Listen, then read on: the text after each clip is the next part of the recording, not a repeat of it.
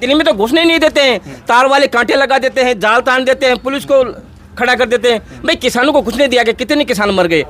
मोदी साहब का ये था कि किसानों की बात तो सुने ना उसके पास जाकर के, लेकिन वो बात सुनने के लिए लायक तो नहीं, वो घुसने नहीं देता। दिल्ली में मन मर्जी उसको घुसने देता, नहीं तो घुसने नहीं देता।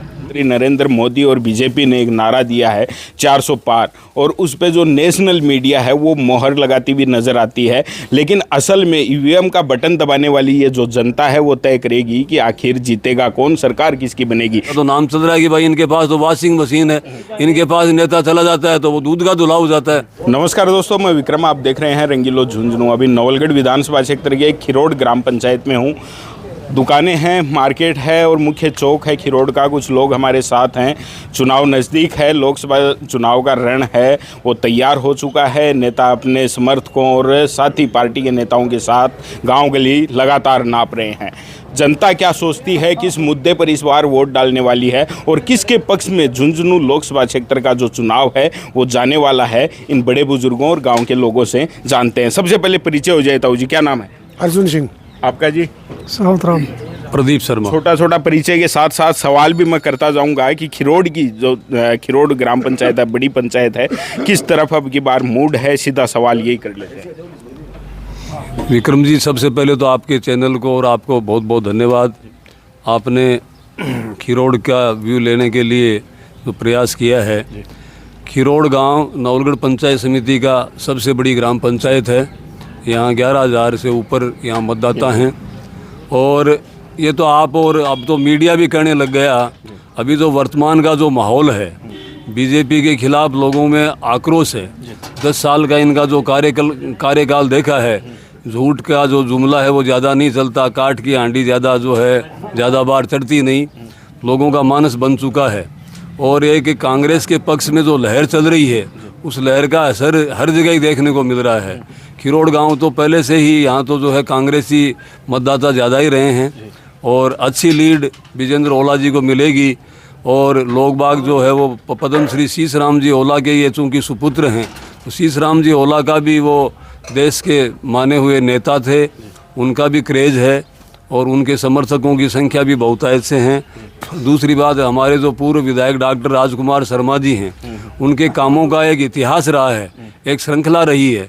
सड़क हो, स्कूल हो, अस्पताल हो, तो उन कामों की बदौलत भी जो है लोग बाग कांग्रेस को अधिक से अधिक संख्या में यहाँ मतदान करेंगे। अच्छी लीड मिलेगी खिरोड़ से। जितना मैं जानता हूँ, लोगों से चर्चा करता हूँ कि शायद शीश राम जी ओला हैं, उनकी का सदाई यहाँ से खिरोड़ से जुड़ाव रहा था और शायद यहाँ से हमेशा ही वो अच्छी लीड लेके जाते थे। तो क्या वैसा ही माहौल रहने वाला है? लेकिन साथ ही आपने जैसे ये बात कही कि बीजेपी काट की आंडी दोबारा नहीं चढ़ती और एक माहौल लहर कांग्रेस की चल रही है, क्या आपको लगता है जिस तरीके से मोदी लहर थी अब वो कांग्रेस लहर में तब्दील हो गई?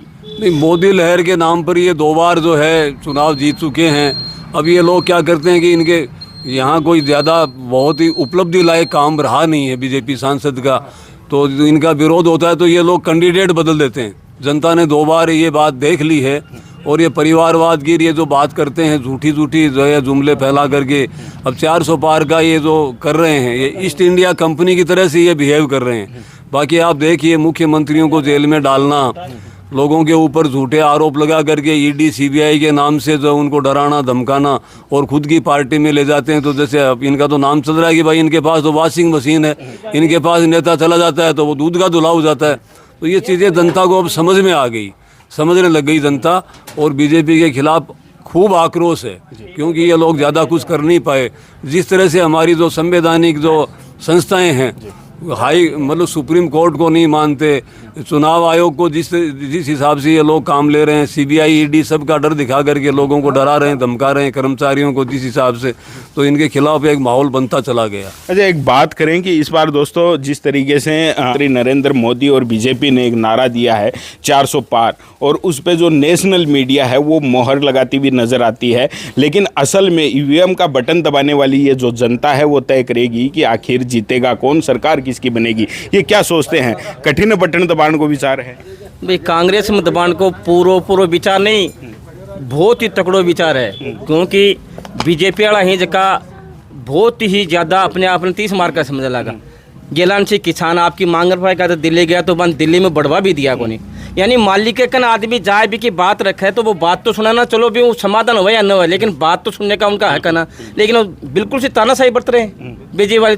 तो लोगों का ये मानना है कि कैसे भी करके और कांग्रेस को जिताएं और बीजेपी को मुंह तोड़ जवाब। अरे किसान आंदोलन हो भी को भी इफेक्ट रहे देखने के लिए मिल रहा है, यह बात है हाँ? भाई युवा भी हमारे साथ हैं। एक बड़ा इस चुनाव में और बड़ा प्रचार ये किया जा रहा है। सुनो सर एक मिनट, कांग्रेस सब तो चोर नहीं है ना। कांग्रेस के अंदर जो मान लो उसकी चोर सभी में है, लेकिन वो कांग्रेस वाले बीजेपी के पास जाती है तो वो गले क्यों लगाती है? वो तो चोर है ना, उसको धक्का निकाल के बाहर निकालना चाहिए। लेकिन नहीं, मेरे पास आ जाओ, आते ही तो वो चोर है, तो साहूकार हो जाते हैं। और वरना कांग्रेस में तो वो चोर है। तो ये भी तो बीजेपी की एक हठधर्मिता है। तो मतलब ये बात की जब वो कांग्रेस में रहते हैं तो बीजेपी वाले आरोप लगाते हैं कि इसने घोटाला कर लिया, और बीजेपी के पास जाते ही वो घोटाला साफ हो जाता है कि कहीं नहीं, वो साहूकार हो जाता है। भाई जनता समझने लगी है अब, सारी समझदार है। ऐसे थोड़ी इसकी जनता समझती है ना पूरी बात कि मैं चोर हूं और मैं बीजेपी पास जाते साहूकार हो गया। ये कौन सा तरीका, ये बताओ आप।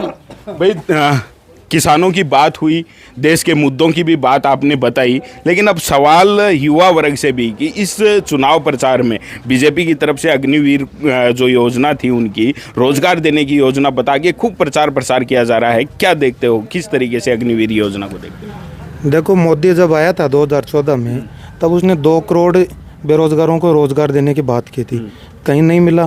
फौज थी उसको ख़त्म कर दिया, किसानों की किसानी ख़त्म कर दी। तो हम तो इसके विरोध में कांग्रेस को सपोर्ट करेंगे। अच्छा, क्या क्षेत्रीय मुद्दे भी हैं कोई जिनके ऊपर वोट डालने का मन लोग बना रहे हैं? बिल्कुल क्षेत्रीय मुद्दे नवलगढ़ के हैं सर। जैसे हमारे सीमेंट फैक्ट्री है, इसमें युवाओं को रोजगार नहीं मिल रहा है। बाहर से जो आए हुए हैं उनको देते हैं, यहाँ के लोकल को कोई नहीं दे रहा है।